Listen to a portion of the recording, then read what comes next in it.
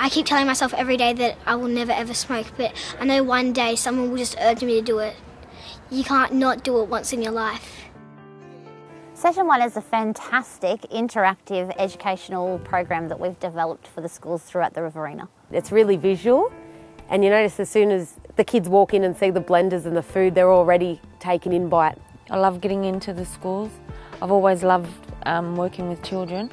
And if we can get that message out there, like just to try to target it early about healthy eating and like stop smoking, I think it'd be good for the whole community.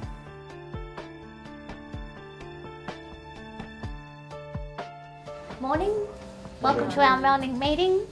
We're a health promotion team, and our goals are to not only assist people in choices to assist them to stop smoking, it's also about prevention. Prevention is a big thing, trying to prevent the younger generation from actually taking smoking up and making bad healthy choices.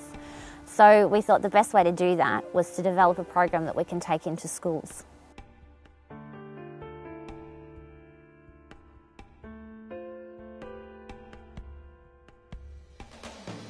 When we do things that are healthy for our body and mind, the brain makes a chemical called dopamine.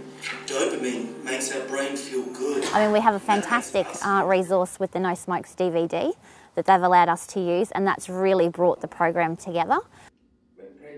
As soon as I get home, I'm telling my mum to stop smoking. And my dad. And my stepdad.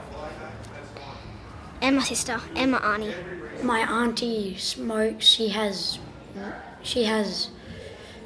about 14 asthma puffers in her house because she needs them.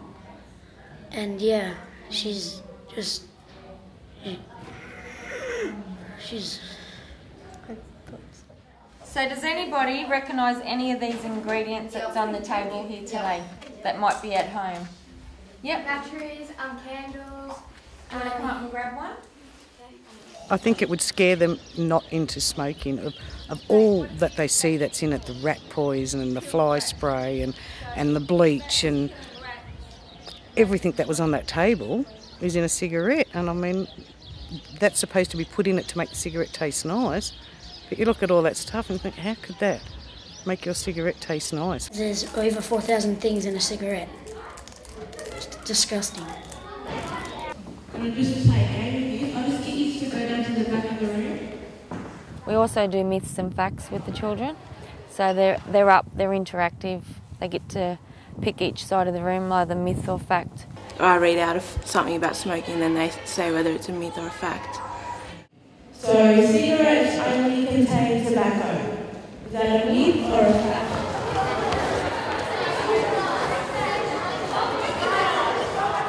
So it gets them more involved so they get more excited and then they're also learning as well. Yep, so it's all right, it's a myth. Yep, so come back in the middle.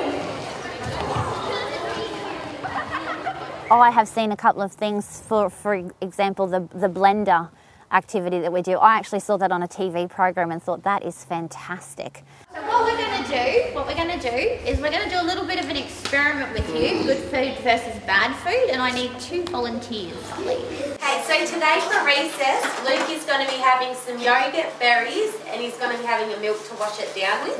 Okay, Tom on this side has decided for breakfast he's going to have a bacon and egg McMuffin meal. And he's going to wash it down with a Coke. So this is going to represent your stomach, okay? So I need you to pour all of that in there for me.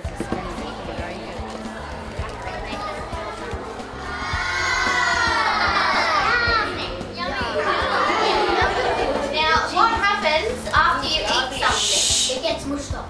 You digest it.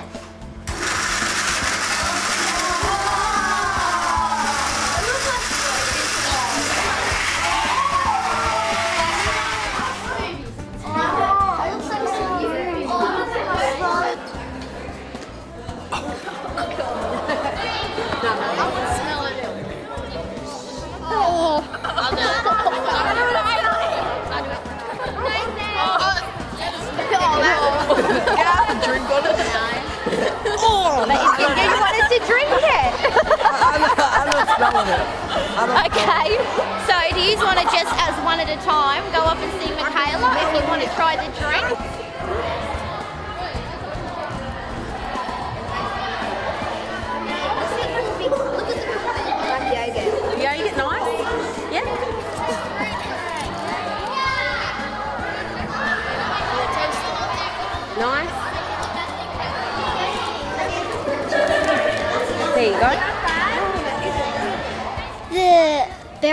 cheese and the yogurt and milk tastes really nice, but just the smell of the other stuff, it was disgusting. It smelled like rotten egg. It smelled like vomit, like when you walk in the room and someone just spewed and it stinks. I might quit McDonald's now for that smell and might go on with the yogurt. Because I've got a little 2-year-old son, turning 3, if I could get him to start eating healthy now, and hopefully he's not going to go away and eat all that rubbish and all that sort of stuff. So does anyone in here drink energy drinks? So your Red Bull, V's, Monster, Rockstar, etc.? Yeah. So why do you drink them? They taste nice. Taste nice? They're awesome. They're awesome. And because I focus on nutrition, I wanted to bring in the dangers of energy drinks and soft drinks in stuff, especially in young kids. Does anyone think they give you energy? No? Did someone say no? Yeah. How come? Because they just have caffeine in them. People can die from them at young ages, and I really want the kids to be aware that they've no nutritional value whatsoever in them, and they're just packed with caffeine and sugar. There are 67 of these of sugar in this one drink. That's a lot, isn't it? That's more than you should be having a day in this one drink. I have the occasional V, maybe a mother or a Red Bull. My dad drinks Red Bull. I've never drunken an energy drink in my life. And why is that? Because I know that they're unhealthy and that they can cause heart attacks and death. It eats away the meat in your stomach, and I didn't know that could happen with Coke or energy drinks. If you want to gauge how well a program is going to run it in front of a group of students. You tell very quickly whether or not they're engaged, whether or not it's fun, because we originally had a different session 1 plan to what we do now. We thought we were ready, we were so excited about this program. We took it into the school that completely failed, and we tossed it in the car park of that school basically, and have come up with what we've got today. I'm even really happy with how it's turned out. Like, I can't believe how many schools we've been into since August last year. Like, we're so busy with schools around the Riverina, and we've just been into them, and they love us. They just keep wanting us back there, and it makes it feel better at the end of the day when they say that. It makes it feel like your work's paid off. Yeah, we must be doing something right in the community if the kids are really taking notice of what we're doing in the school. So yeah, I think that's a good job that we're doing. Plan, plan, plan. Planning's very important, and we use a lot of our time planning. It's okay to go into schools with a program and fail, but you must make sure that that program is well prepared. You need to know what you're doing before you actually get into there. A hands-on activity that's interactive, where students participate, it leaves a lot more foundation in them to realise what it's all about. Like, it's more appealing to the young person, rather than sitting and being lectured at. Yep, so it's actually a myth.